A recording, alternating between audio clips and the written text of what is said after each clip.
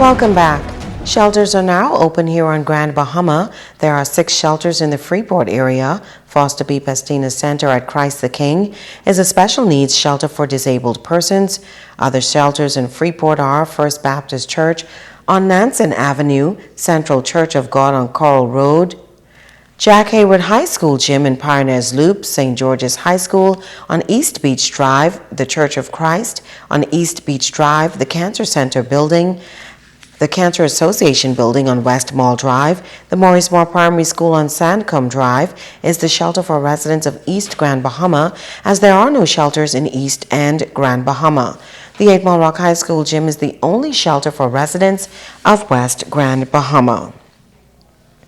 Now, the Minister for Grand Bahama, Dr. Michael Darville, leading a team of officials to inspect the various shelters. Today, our Cindy Russell caught up with the team at the 8 Mile Rock High School Gym, the shelter designated for the Western District. The 8 Mile Rock High School Gymnasium is being used as a hurricane shelter for West Grand Bahama. This building has the capacity to accommodate 600 people. At the shelter, Minister for Grand Bahama, Dr. Michael Darville, visited the shelter. Early on, we had our final emergency meeting, and I'm here in the West with the administrator as well as a council member who's manning the center here. We anticipate that the storm should have some surge as well as a lot of rain, and so we anticipate flooding in low-lying areas. At that meeting, we made it clear to the general population of Grand Bahama in low-lying areas to move to high ground. And I'm so pleased now that I understand in West Grand Bahama, there's been much calls now for individuals to come to the center, and some people are trickling in as we speak. Also on hand was Administrator for West Grand Bahama, Brenda Colbrook, who encouraged residents to take advantage of the shelter and make safety the #1 priority. To the persons in those low-lying areas whom we have identified that you must do your best in order to evacuate, we will be sending buses around starting at 3 p.m. to give you any vehicular assistance that you may need so that you can get out of your areas in a timely fashion. If you find that you don't need us, fine, but if you need us, please make yourself available and known to us so that we can get you out of there. Also, I'd like to encourage you to help us in this process. If you need to, please dial 348-1531 or 348-1533. Also at the shelter were Superintendent of Police Wendell DeVoe, Rosny Cooper, and Paula Marshall. I advise them to come to the hurricane shelter, which is available to them. This shelter would be manned by personnel inclusive of the police, and I believe the Royal Armed Defense Force will also be present. So safety should not be of any concern in regards to the shelter. The most challenging thing is that persons do not adhere to the warnings. They take the storms lightly, and so they're ill-prepared. That poses a challenge for those of us who do search and rescue, because what it does is it forces us to put our lives in danger trying to rescue those that are in danger. We are really appealing to people in the West End 8 Mile Rock community who, if they need shelter, to please make it a point to come. We have the things that are needed here. NEMA has made sure that the supplies are here. You have electricity here with the generator. And we have basic food things, but again, we're appealing to persons to please bring the necessary things they need, like a blanket, pillow, clothing. And hopefully that this whole system will pass quick enough so that we could go back to your homes. Cindy Russell, ZNS Network News. Thanks, Cindy. Over in Bimini, residents are rushing to make final preparations for Hurricane Matthew. Our Joan Davis Roll has that story tonight. I'm challenging everybody in the Bahamas to be ready for this hurricane because it's coming and there's no doubt about it. The rush is on against the storm for Biminites as residents move to prepare for the arrival of Hurricane Matthew. I see you got your shopping cart here with some necessities, preparing for the stuff, the items you picked up. Well, I've got me some canned goods, some cereal and milk, peanuts, gonna make some soup. Yeah.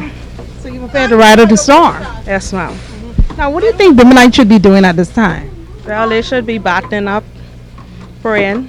Chief Counselor for Cat Key and Bimini, Robbie Smith, says after weeks of planning, the island's hurricane disaster preparedness plan will definitely be put to the test. The council is on board and ready to assist with whatever we have to do with the shelters, and we're trying to check all the drains to make sure they are clear, because I know a lot of rain is coming in this Matthew, and man, I hate this kind of time, but you know, we have to do what we have to do to get everything and make sure everybody is safe, make sure we don't want no tragedy. The officer in charge of the Bimini and Kankakee District, Superintendent Wendell Smith, says he, along with the 21 officers under his command, are ready to serve. The police stands ready to deploy wherever necessary.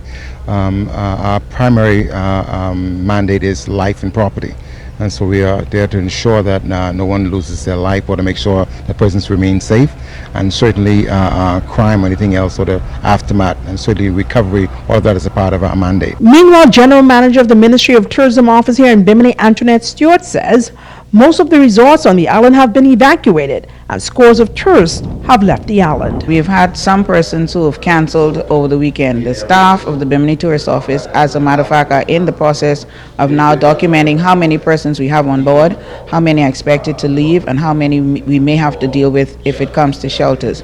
For the most part, I think that might be persons who are on sailboats who generally come here and then go to the other islands for vacation. We have a few of those, and we'll be checking on them to see where they are, giving them information on where they can be sheltered, and looking forward to everybody being safe. Now, in Bimini, reporting for ZNS Network News, I'm Joan Davis Roll. The people of South Abaco are no strangers to horrific hurricanes. In 1999, Hurricane Floyd devastated some communities in that district. Aware of the damage a Category 4 storm can do, residents of Sandy Point and South Abaco are taking no chances. Megan Shepard has that story. It is the most southern tip of the Abaco mainland, the beach community of Sandy Point. Tuesday evening, as the sun began to set, residents were still hard at work securing their homes. Oisha's resort sits just a few steps away from the beach, and owner Oisha Roberts says the resort has seen many hurricanes, even serving as a shelter during Hurricane Floyd. And when asked if she planned to ride it out there this time around, No way. where are you guys moving to? We're going to the subdivision where the hurricane shelter is, and I have a relative in the subdivision, so we'll stay there because that is high ground. Roberts, along with friends and family, were doing their due diligence before moving out, taking furniture to higher ground. We have 4 rooms, so we're just trying to move everything upstairs because it's in the mangrove. And so, and in the dining room, you see we have all the furniture's up, and that's basically preparation. We'll board up in the morning. So that's it. Just around the corner from Roberts lives Susie Hattie, who flew to the island on Monday.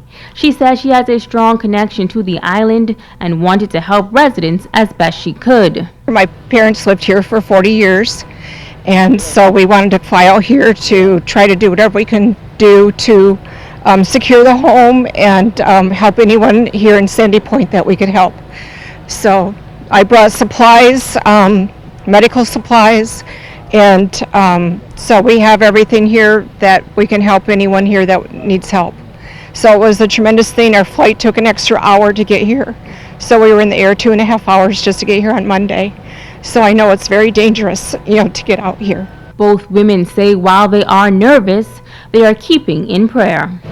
Well, we're very afraid, not knowing what might happen. But we're ready. We're secure, and we're getting everything done that we can do. And so we're just hoping and praying that the storm and God will be with us. Uneasy, but we're doing everything we can and making the necessary preparation and just looking to God to protect us. Reporting from Abaco, I'm Megan Shepard, ZNS Network News. Our storm coverage continues in a moment. Stay with us.